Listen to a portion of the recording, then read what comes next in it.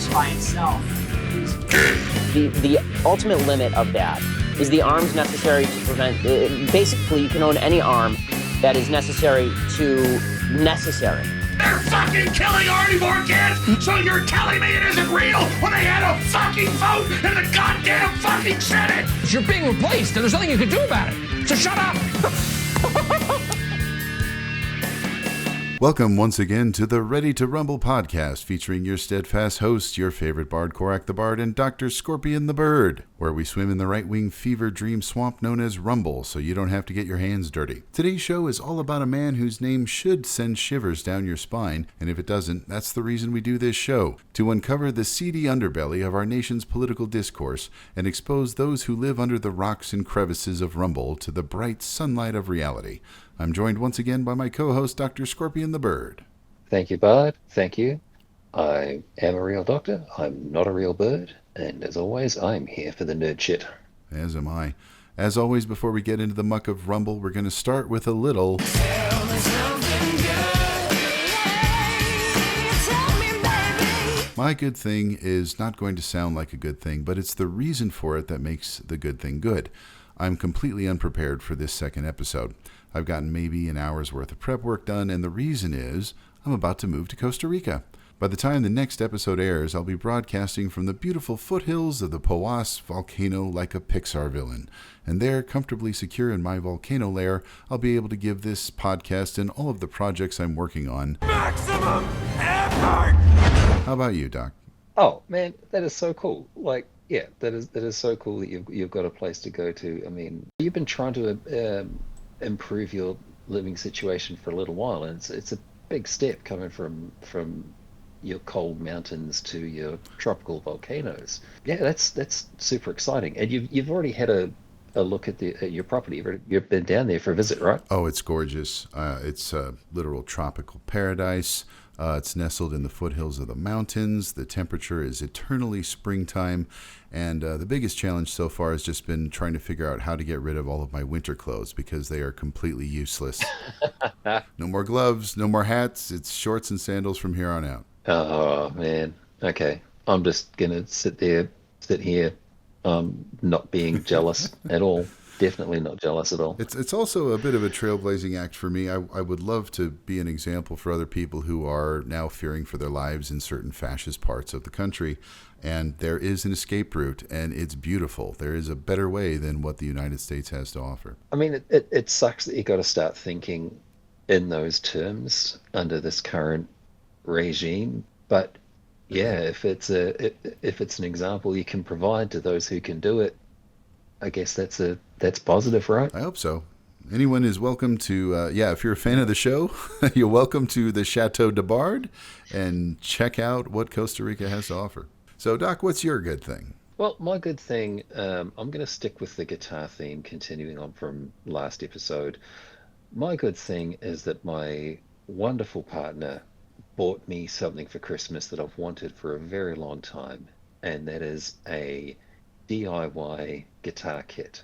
So this year I did something that I've been wanting to do for many, many years, and that is I built my own guitar. It's a Telecaster, which is a very, very simple guitar, but it's my Telecaster. It's my very simple guitar. I've stained it up. It's blue. It plays a treat, and I was just amazed that with my complete lack of woodworking experience, my lack of manual skill in general, I managed to put together a guitar that isn't just functional, it's actually very, very nice to play. So yeah, that's my good thing is that my Christmas guitar that I put together myself, I'm loving it. It's a beautiful thing. That's awesome. Have you named it? No, I haven't. I don't name my guitars. I'm just seeing like a Full Metal Jacket where like, this is my guitar. There are many like it, but this one is mine, and I will give it a feminine name. I don't know why. I just never have. All the guitars I've owned in my life, it's just not been a thing I've done. All right. Well, I mean, I guess I could start. I mean, for now, I'll just use Sheila as a placeholder. Sure, why not? Yeah, that's entirely appropriate and geographically appropriate. So when I ask your fiance, how's Sheila doing, she'll know exactly who I'm talking about. She will, soon as we finish this recording, I explain to her, hey, if you're talking to Korak and he mentions Sheila, it's a guitar, Right. okay? A guitar. Yeah, yeah. Anyway, Doc, why don't you help us get into the show here and tell us a little bit about Dan Bongino, as he's the one I know the least about when it comes to my knowledge of right-wing shitheads. Okay, well, Daniel John Bongino was born in Queens, New York on the 4th of December 1974. There's not much publicly known about his parents and early life. His parents divorced when he was very young, and Bongino's mother entered into a physically abusive marriage to a heavyweight boxer. When he was a teenager, Bongino moved into an apartment of his own with financial assistance from his biological father. Bongino was an officer with the NYPD for 4 years. Then, in 1999, he joined the United States Secret Service as a special agent. In 2002, he moved from the New York field office to become an instructor at the Secret Service Training Academy in Maryland. Then, in 2006, he was assigned to Presidential Protection Detail, where he served under Presidents George W. Bush and Barack Obama. Then, in May of 2011, Bongino announced he would be leaving the Secret Service to run for the US Senate in Maryland. In a statement announcing his candidacy, Bongino said he was, quote, tired of being tired, end quote, and that it was, quote, very difficult to sit on the sidelines, end quote. He went on to describe Americans as the most creative entrepreneurs in history who are being held back by our government. Now, Bongino definitely understood the uphill nature of his campaign, given that Obama won Maryland in 2008 by 26 points. But Bongino optimistically stated that he believed that real conservative ideas would prove popular in Maryland. He was wrong and lost to incumbent Ben Cardin by 30 points. 30 points. Ouch. I think that makes him slightly less popular than skin cancer. Genuine laugh. After losing his Senate bid in 2012, Bongino spent the next year writing Life Inside the Bubble, Why a Top-Ranked Secret Service Agent Walked Away from It All, a memoir about his time in the Secret Service. In his book, he described his growing frustration with, quote, the fog of scandals in the Obama administration, end quote, with the debate around Obamacare providing the impetus for his departure, saying that, quote, it's worse than people know. They'd be shocked, scared if they knew everything. The public doesn't have any idea how many deals were cut on that. The Republican Party has a reputation for being the party of big business, but you wouldn't think it if you saw the Obamacare debate.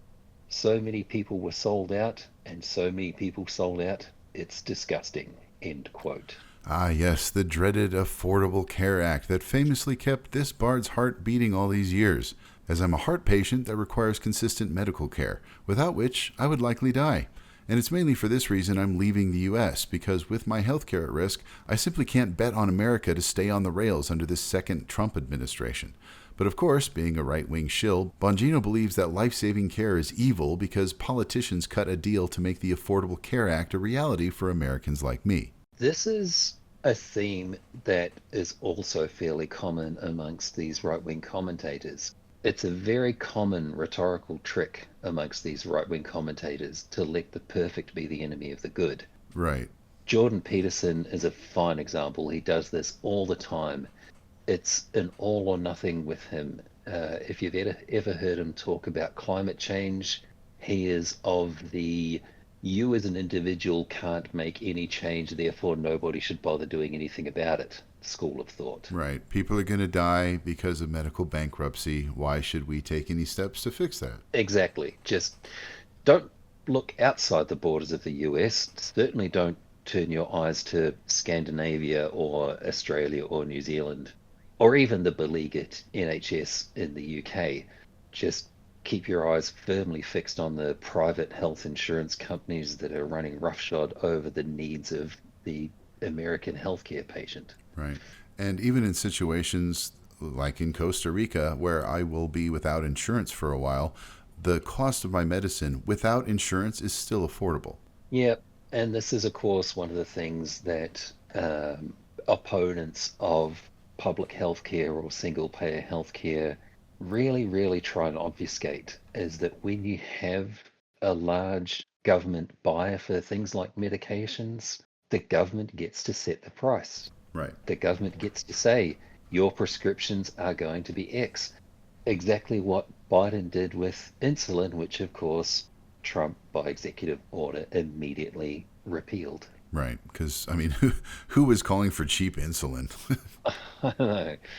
Yeah, apparently it's your own fault for having a genetic propensity to get diabetes in the first place, I guess. Yeah. Anyway, back to Bongino. Bongino also described the Obama administration as, quote, a system of patronage and punishment, end quote. To be fair to Bongino, he did say that before the first Trump administration. So, yeah, looking at the current administration, I see a whole lot of patronage and punishment going on. if one was to pick two alliterative words to describe the Trump administrations, Right. one couldn't do much better than patronage and punishment. And we could narrow that from the Trump administration to just Trump and Elon Musk. That is the sum total of patronage and punishment there. Isn't it just? Bongino also described himself as, quote, being in the room during some of the most important conversations, end quote. Like maybe when they killed bin Laden, he was there like goading Obama on, saying, yeah, do it, go. Well, to be fair to Bongino, he did say in his book that he was unable to reveal details, only that he could describe in general concepts the aforementioned systems of patronage and punishment that, in his opinion, defined the Obama administration. Well, you know, if he's anything like the other Secret Service agents, they don't really look into details. Well, funnily enough, Bongino's book was not received favorably by other former Secret Service agents. Really? So, well, some were unhappy with the way Bongino used his service record to draw attention to himself and parlay that into a political career. Others were skeptical of his descriptions of the high-level conversations that Bongino claimed to witness. There was one unidentified former agent who said that the book, quote, exaggerates his importance on the presidential detail and exaggerates his proximity. We don't sit in on meetings at the White House. We don't sit in on high-level meetings, end quote. But Bongino paints such an obscure and vague picture that I can totally, imagine in my mind, where Obama's like, welcome to the Oval Office, Prime Minister Albanese, President Xi, Prime Minister Schultz. You all know Dan. Yeah. Because, of course, you want a random Secret Service agent to be standing right within earshot when you're trying to negotiate high-level security and trade deals. Of course, that makes sense. Pay no attention to the man with the gun and the earpiece standing directly behind me. Yeah. So it's worth mentioning Bongino's next two books. There's more books. Oh, this is awesome. There are more books. His next second book was 2016's The Fight, a Secret Service agent's inside account of the security failings and the political machine. He likes colons in his titles. Well, in 2019, he wrote Exonerated, the failed takedown of President Trump by the swamp. Oh my God. That's 3 books. Do I hear 4? His fourth book. There's a 4th book? There's a 5th book.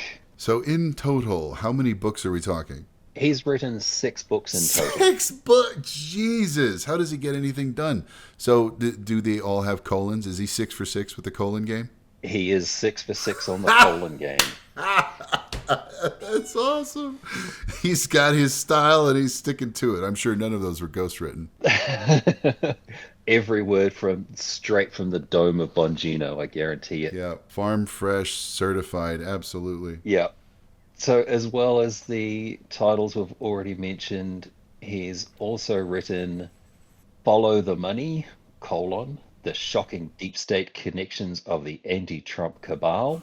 Jesus. He's written Spygate, the attempted sabotage of Donald J. Trump. Oh my God. So this is like the opposite of a movie, because normally in a movie it's, title, colon, and then 2 words like Die Harder or Back for Revenge. Yeah. But here the colon is like a whole other byline. Yeah. So, when you, like I said earlier, Dan Bongino is one of the guys I know the least about. But when you say, they were a right-wing author and they've got these books, I picture something like Ann Coulter's Triggered, where it's like a single word, like patriot. I mean, he was a Secret Service agent. Yeah. But here it's like unenforceable, the real reason I decided to set out on this amazing journey by Dan Bongino. Yeah, well, Don Jr.'s book was Triggered, how the left thrives on hate and wants to silence us.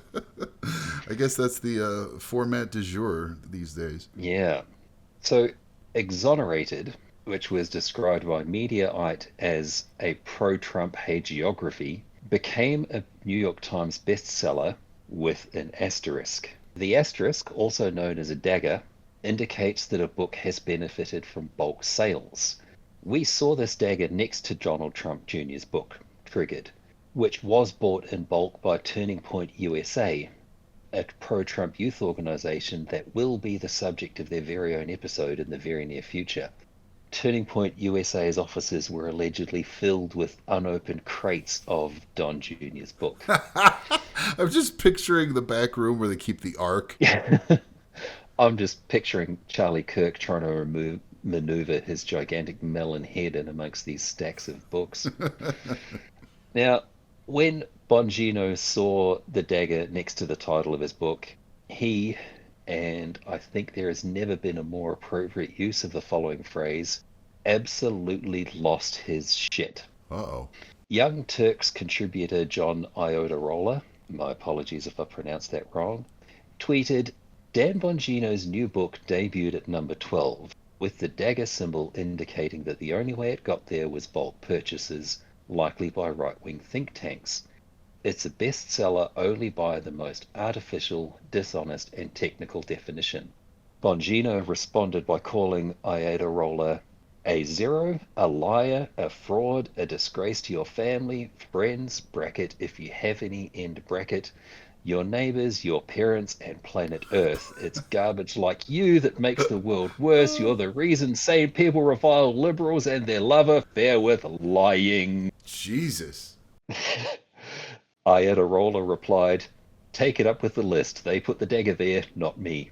Iotarola and Bongino traded barbs on Twitter for a while, and I won't bore you with the details of the thread, but it does culminate in Bongino, a 45-year-old man, repeatedly using the term wrecked, R-E-K-T, in all caps, because he's a 45-year-old man.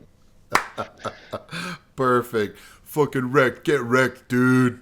Sounds epic. Fucking pwned that noob. Jesus. You bring up an interesting point, though. A lot of so-called right-wing bestsellers are bought in bulk by groups like the Heritage Foundation, and all they do is artificially inflate their numbers to get on the New York Times bestseller list. It's a simple fact. I mean, John wasn't lying about the fact that this was bought in bulk, and you need look no further than Bill O'Reilly or Ann Coulter for further examples of how the right wing keeps their narrative on the front burner of American politics by simply throwing money at it. I suspect that the tactical thinking is it's cheap advertising. Yeah. It's relatively cheap advertising that you can buy a crate of books, get the book on the bestseller list, and then not only have you got giveaways for the loot bag at the next RNC, but you've got the name of the book on a list that's in front of people's eyes. Right. It's like you were saying in the first episode about it doesn't matter what the truth is, just that is part of the political narrative. Yeah, exactly. Suspicious isn't quite the right word, but the buying pattern that got the dagger next to Exonerated was that the book basically languished for an entire month, and then suddenly within the space of a week it sold tens of thousands of copies. So If that's not Interesting. if that's not a bulk buying pattern, I don't know what is. Well, there could have been a surge of interest once what Target, other stores ran out of Tickle Me Elmo, and the next obvious choice is Dan Bongino's new book. Well, obviously.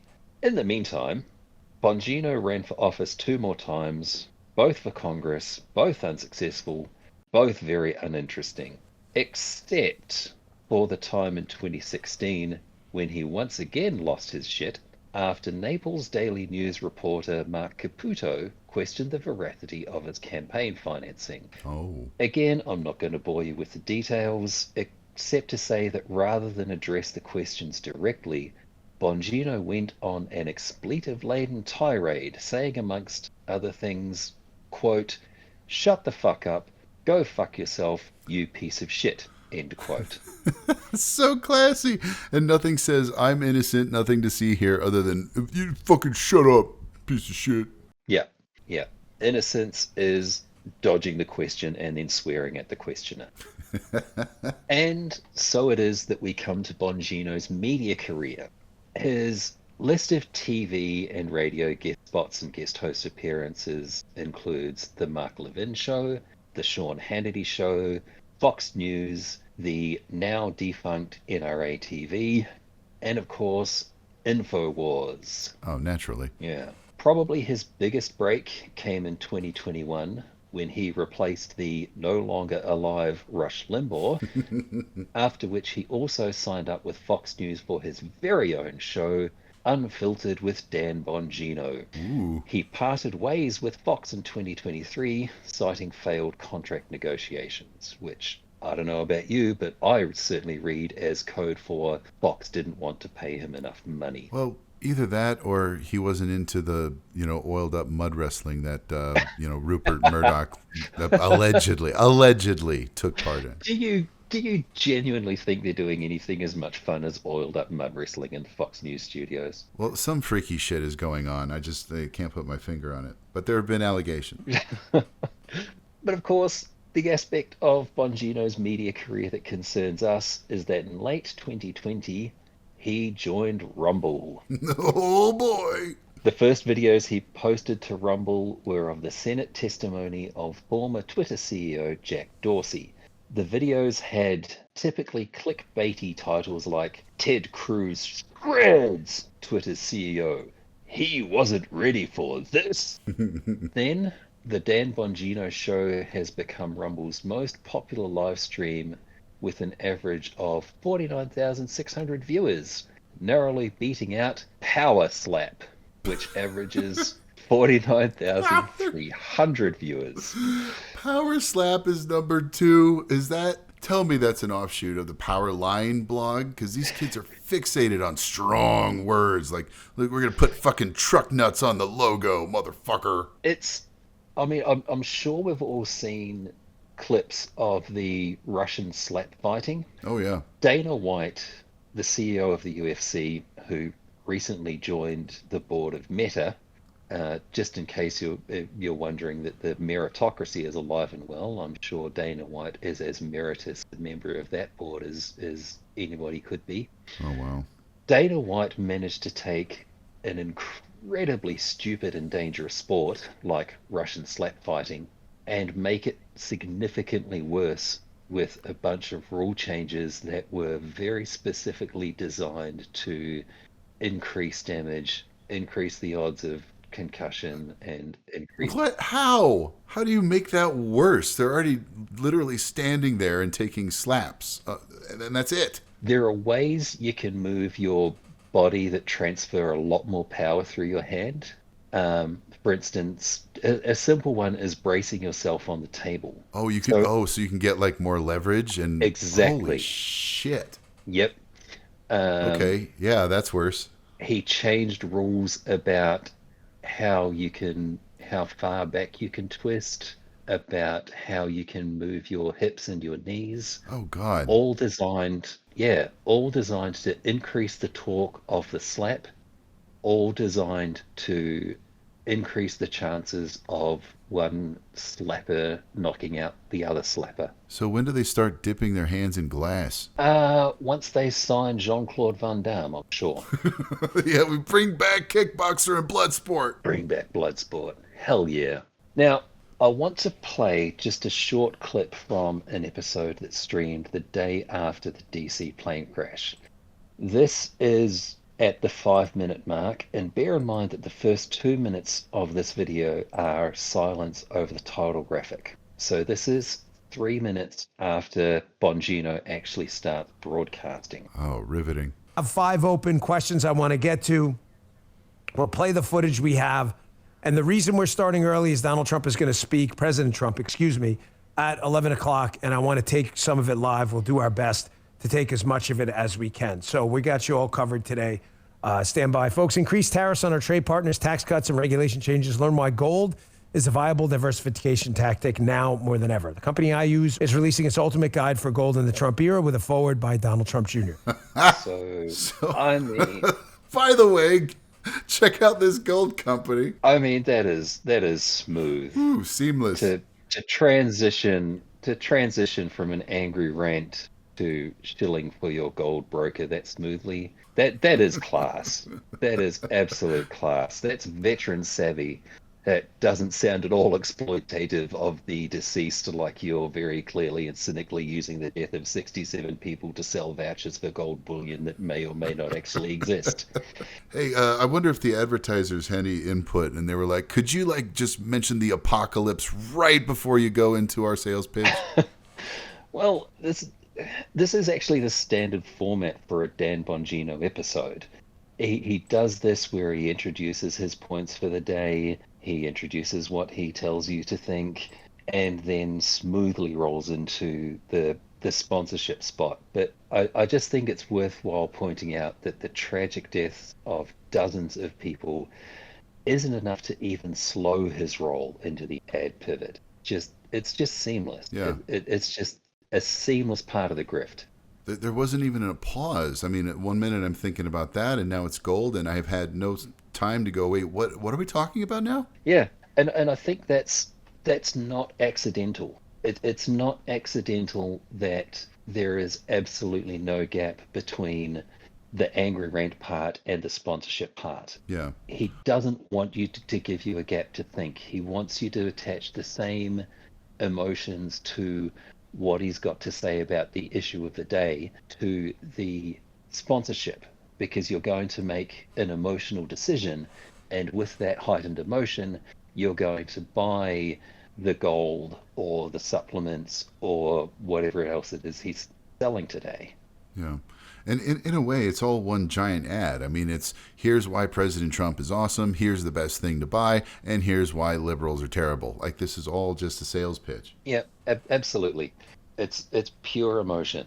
And you got to hand it to him. He does know how to turn emotion into dollars. Obviously. So, Korak. Yes. I have a question for you. Mm-hmm. Do you want to play a game? Oh, boy, what kind of game? Well, it's time for a segment that I like to call Dan Bongino or Dan Bongin-Oh no. Wow, it just rolls off the tongue. Thank you. I was proud of it. So, in a totally original and not at all copied from any other podcast format, I'm going to read out 3 quotes. 2 of them are real and 1 is fake. And your task is to identify which are the Bongino quotes and which is the Bongin-Oh no quote. Korak, are you up to the task? I will do my best. Oh, good, because if you'd said no, that would have fucked up the whole format. Oh, yeah, well, we don't want to do that. Proceed. So, quote number 1. Sadly, our government prefers small band-aids to major surgery, even when the wounds are gaping. Gaping. Okay. Quote number 2. The left loves the courts. They hate constitutional limited government. Okay. And quote number 3. Liberals want the government to get bigger, and they want you to drive smaller cars, and they want to dictate the way you live. Well, they're all equally dumb. I think I've heard Dan say the first quote before, because for some reason gaping just kind of stuck in my mind. Can't imagine why. gaping sticks with you when you see it. Indeed, it kind of burns an image in your head. Goethe. So yeah, I think number one is Bongin-Oh. The second quote: "The left loves the courts; they hate constitutional limited government." That sounds like too well put together of a sentence for him. So I think that's the false one. The Bongin-Oh no is number two. Okay, so you think that quotes 1 and 3 are Bongin-Oh? Yeah, with quote three, it's a much simpler sentence. Liberals want government big. They want you to drive smaller cars. That sounds like him. So which of 1 and 3 are you more confident is the genuine? I'm pretty. Oh, that doesn't bode well for me. That question. I think the first one is. I'm pretty sure I've heard him say that. Okay, and quote 1 is Bongin-Oh. All right, one for one so far. It is a direct quote from his Life in the Bubble book. Gaping and bubbles don't really mix. And you also think quote 3 is genuine? Yeah, that sounds like drive smaller cars. That's something that he would say. And quote 3 is Bongin-Oh no. Oh no! I'll give you a chance to redeem yourself. If you can tell me who said quote number 3, you'll get the bonus point. And I'll give you a hint. We have talked about this person today. Today. Oh God, who else did we talk about? I'm gonna go with Don Jr. because drive smaller cars and dictate the way you live sounds like something that would come out of that Coke brain of his. Oh, I'm sorry. Quote number 3 is from the fetid, disgusting mouth of Rush Limbaugh. Oh, the dead guy? The Damn dead it. guy. But on the plus side, he's dead. That is true. But you see how this all rolls together? Like, who couldn't picture any one of these numbskulls saying something like that? It's a further illustration of the point I was making last week. They're driven by hate, and hate is the same. Yeah, they're interchangeable. I mean, that second quote, the left loves courts, they hate constitutional limited government.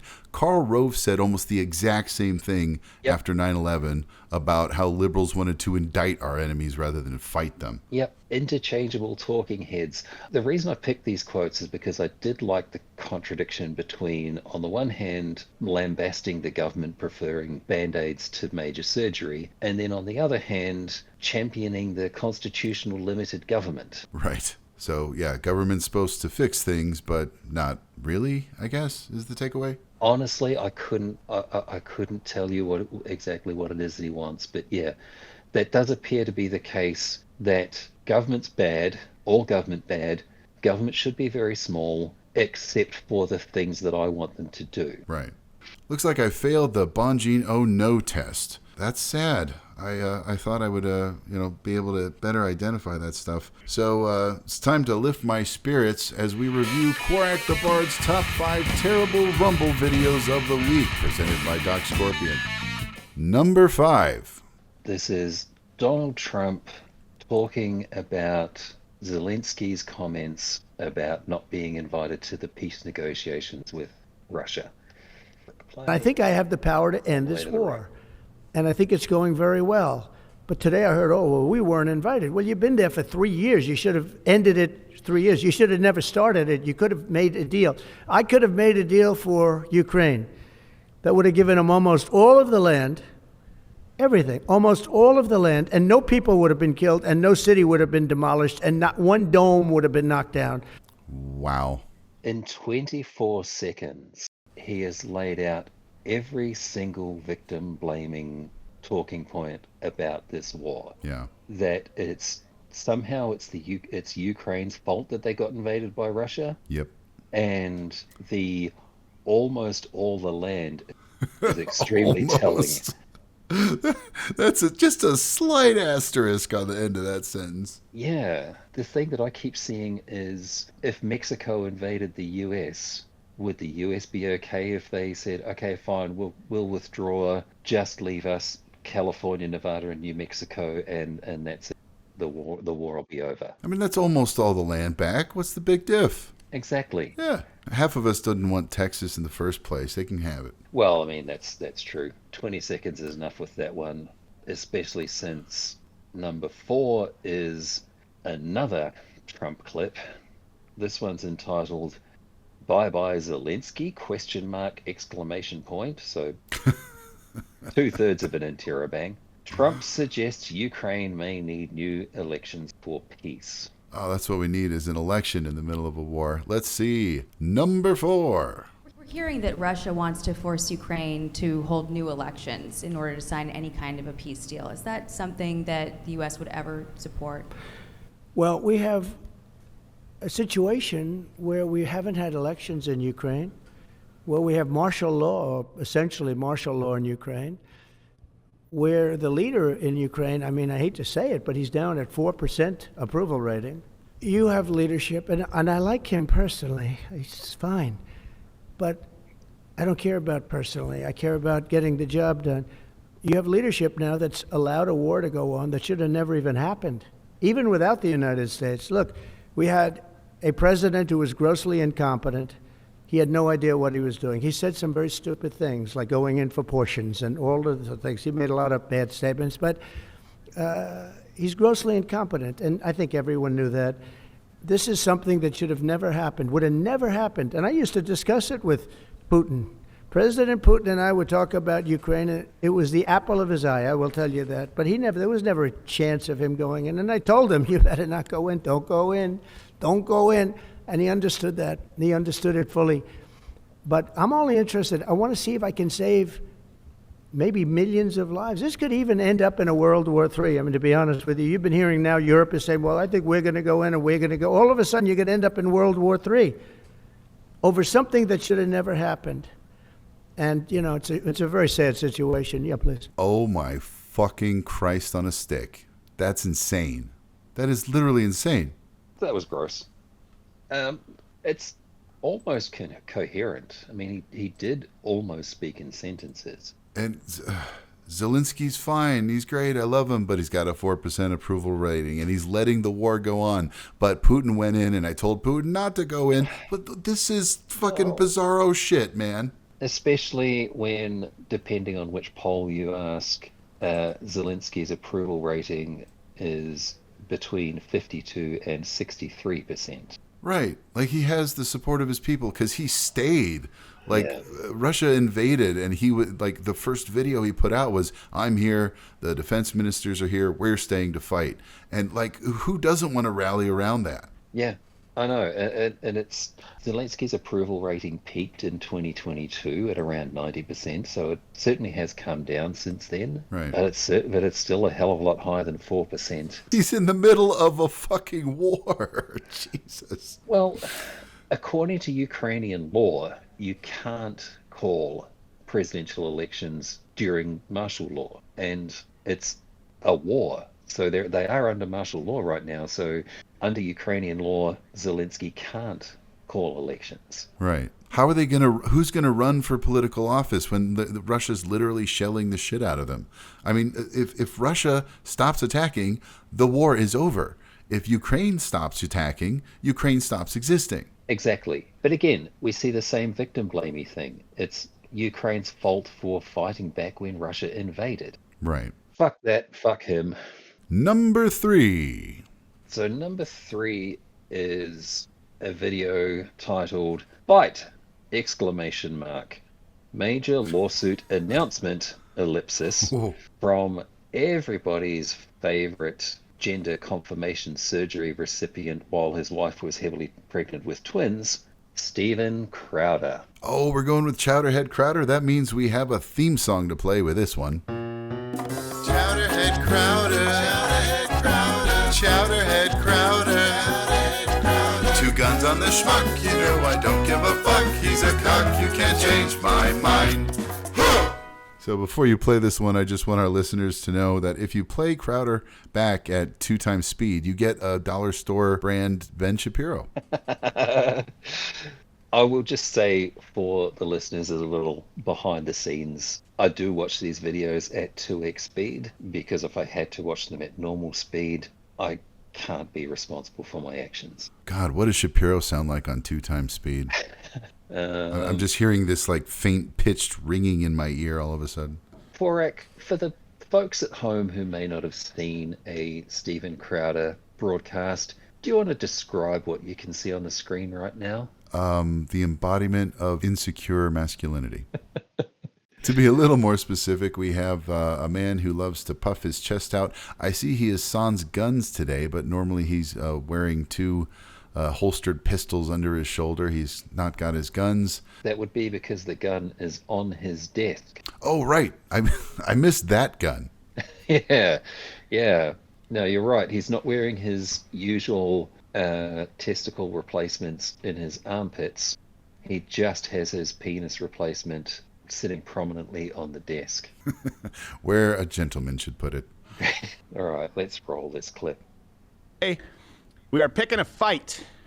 That's what today is. We are picking a fight, and Rumble, and by the way, Donald Trump's company, is officially suing. Is it the government, entire government, or the judge in Brazil? Might as well be both. Yeah, pretty much the entire government of Brazil. This is a big tech suit. This is unprecedented. This will set the tone going forward for Google, for Apple, for YouTube, what they want to do. Play by the rules of foreign invaders, ideological invaders, or the American Constitution. We're going to pick a fight with John Oliver because he is a coward, and big tech is doing his bidding. We're going to poke our finger in the chests of pedophiles today, too.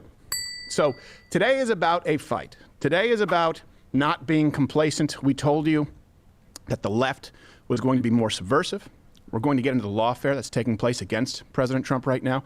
Spoiler alert, this is entirely precedented. It's entirely normal, and he is well within his constitutional authority to do what he's doing. These rogue judges aren't. And I'm getting really tired of other countries and governments telling us how we should do our job. And yeah, you know what? Everyone out there in Brazil right now, Alan DeSantos, Paulo Figueiredo will be on the show. They need your support. This is a political persecution that is taking place. And if you know how lawless Brazil is, people turn up dead. So we're going to get to that and more. If at some point today, and I guarantee you will see this on YouTube, head on over to Rumble and watch there live. Weekdays, 10 a.m. Eastern. And you know what? Here's a question, because Chris Pavlovsky over there, the CEO of Rumble, brass, pendulous pair of balls. He's the only man who has stood in the pocket for free speech with an entire platform never folded, unlike even, by the way, X, because X folded to Brazil, like some of what they're doing, but they did fold and censor content. What's your favorite thing about Rumble? What's your favorite improvement here in the last year? You wanted an alternative, you have it, and you know what? We'll go to bat for people on our team. First of all, what was that? That none of those things were related, but this is alphabet soup. What did I? Please explain. So the lawsuit is Trump Media and Rumble suing Brazilian Supreme Court judge, and again, my apologies for mispronouncing the name, Alexandre de Moraes. So he's suing a judge because it was up in the air. He's either suing the entire government or a judge, if I heard correctly. This man is an idiot. There's a slight difference between suing a judge and the entirety of the Brazilian government. Which is it, Stephen? Just a small difference, yes. Fuck me. So, in what can only be described as an irony that transcends the definition of the word irony.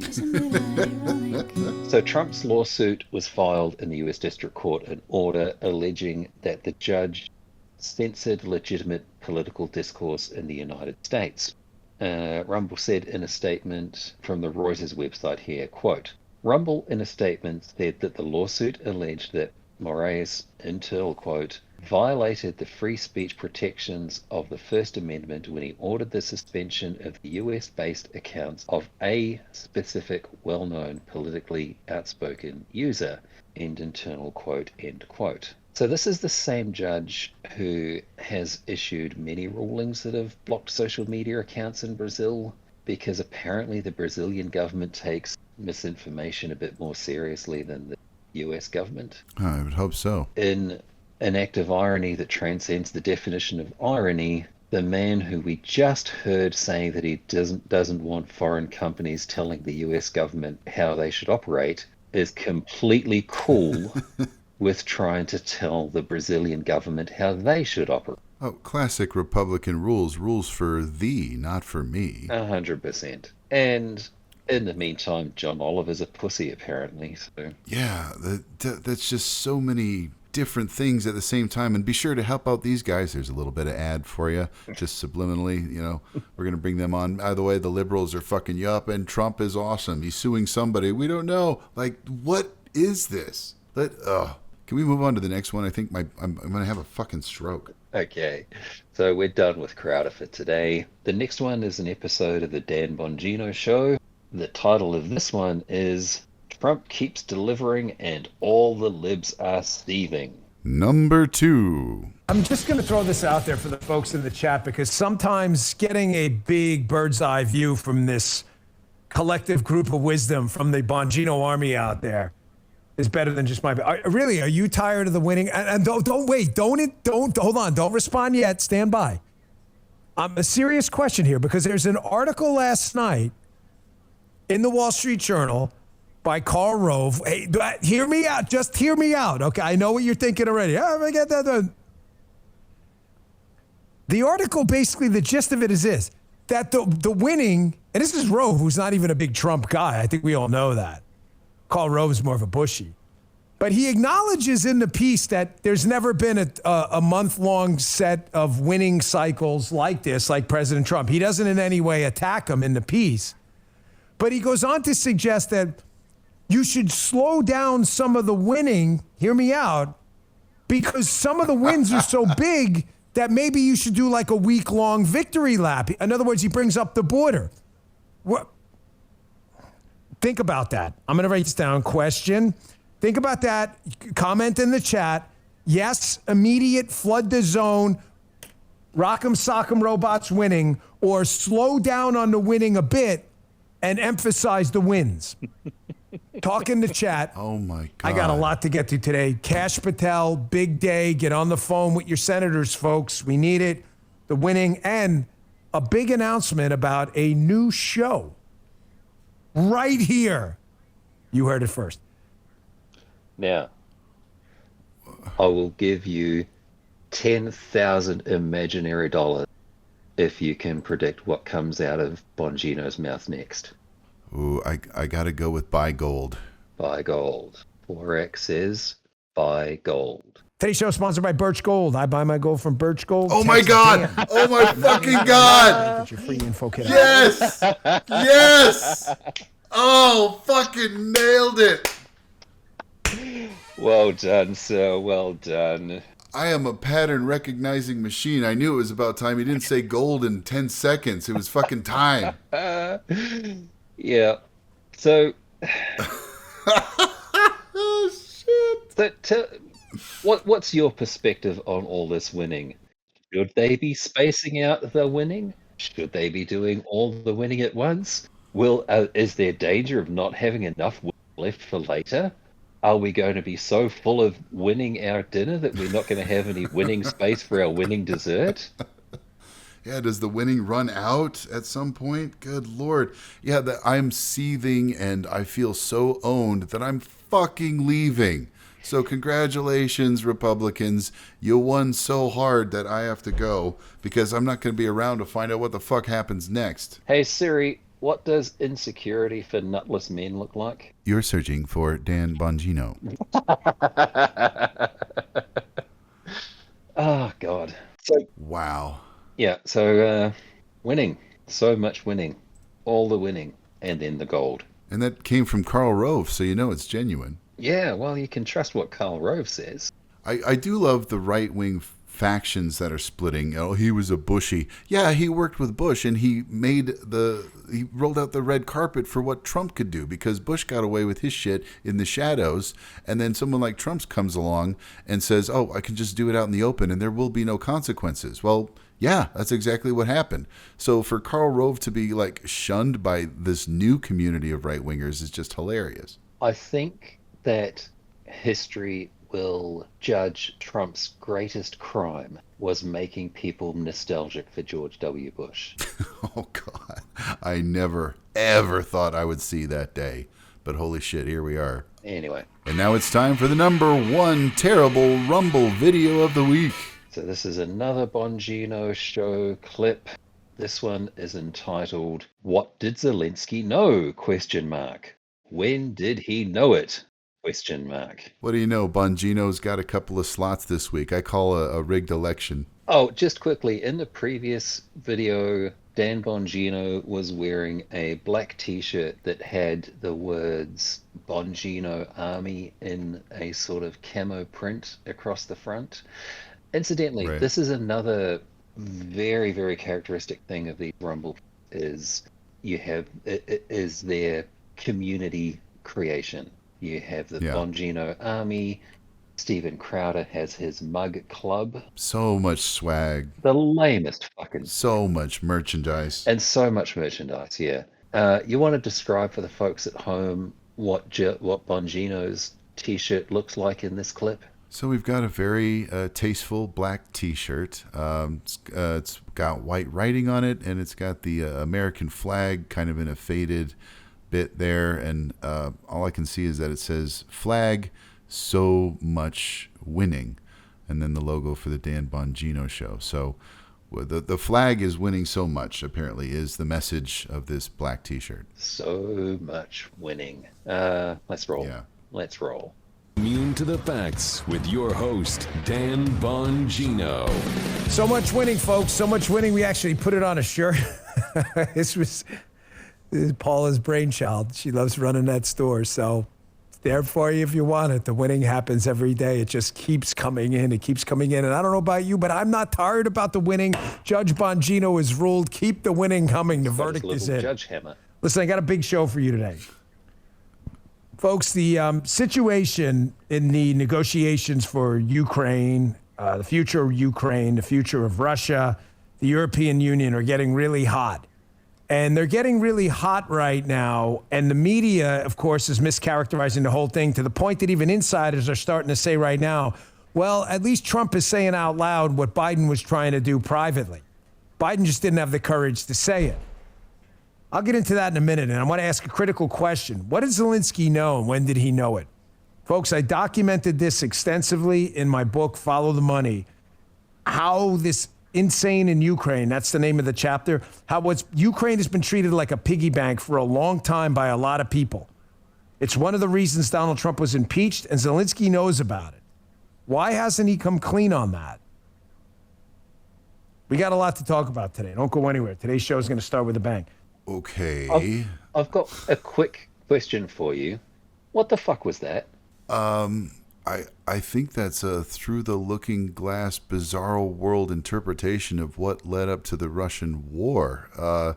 Trump was trying to extort Zelensky to get him to say that there was dirt on Biden that he was investigating, and he held up a congressional payment that had already been authorized by Congress. That was why he was impeached the first time around.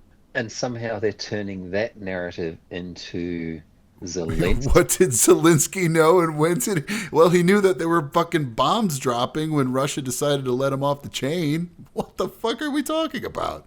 So in the same way that they've reversed the invasion to be Ukraine was asking for it, sitting there looking all pretty and dressed like that.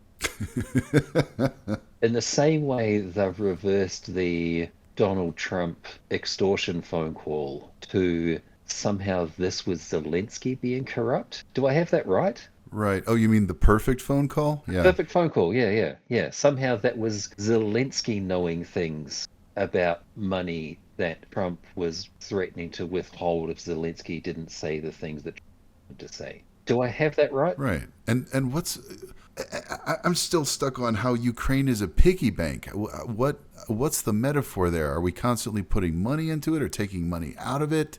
Because we've given them a lot of money for defense. That's I don't see, none of this shit makes sense. The only thing I can think of, and look, I'm absolutely not going to watch any more of this video, but if I had to put $1 down, I would say that the words Hunter Biden and Burisma come up during the course of it, because that, of course, is part of the narrative they've been pushing for a while as well. But yeah, I don't think this deserves any more of our time. Well, we do know that Republicans hate unelected officials serving instead of the president. Yes, Trump was saying much the same thing next to his good buddy Elon Musk just the other day, wasn't he? Yeah, Trump didn't look at all like Musk's bitch during that fucking conference. I do love just the image of Elon Jr. telling Trump that he should shut his dumb fucking mouth. Yeah. Because he didn't come up with it. He heard that shit from Daddy. Of course. You've been around young kids before. You know what they're like. Come up with things on their own. Yeah. That is a thing that kid heard an adult say. And absolutely. And the most likely adult who said it is his father.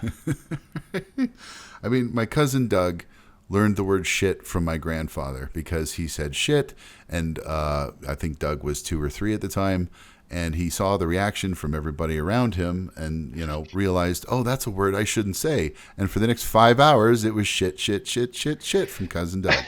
I'll tell you a little story quickly. When my daughter was younger, I used to ride around town on my bicycle with my 2.5, 3-year-old daughter in a carrier seat on the back. And it was great. Loved it. I turned into my driveway one afternoon and heard a ping coming from the back wheel. And I got off my bike, took my daughter out of her seat, set her down on the ground next to me, had a look at my back wheel, and sure enough, there was a broken spoke. And I looked at it and I said, oh no. And my daughter looked at it as well and went, oh shit. Now, I maintain it's one of my top 5 parenting moments that I didn't respond at all to hearing my 2.5, 3-year-old daughter with genuine emotion look at my broken bicycle and, oh shit. So yeah, there's no way this kid came up with that. That is a phrase he's heard. That is a phrase he's repeating. And if there's hope, it's that there is a definite crack in the relationship, and that crack will grow, and we can only hope it grows fast. Well, sadly, I think like the Aliens versus Predator franchise, the movie tagline is correct. Whoever wins, we lose. God damn it, you're right. Yeah. Hate to be the bearer of bad news, but once again, you can visit me in Costa Rica, and we can laugh from there as the rest of the world burns. We may have to. And with that, we'll conclude episode 2 of the Ready to Rumble podcast. Thanks for listening, and as always, you can get early and exclusive access to our podcast as well as all of our other projects at patreon.com/KorakTheBard. If you have questions, concerns, quips, or quotes, contact us directly at birdandbardproductions@gmail.com. Until next time, I'm your favorite bard, Korak the Bard. And I'm Dr. Scorpion the Bird. All clips were used under the provisions of applicable copyright laws.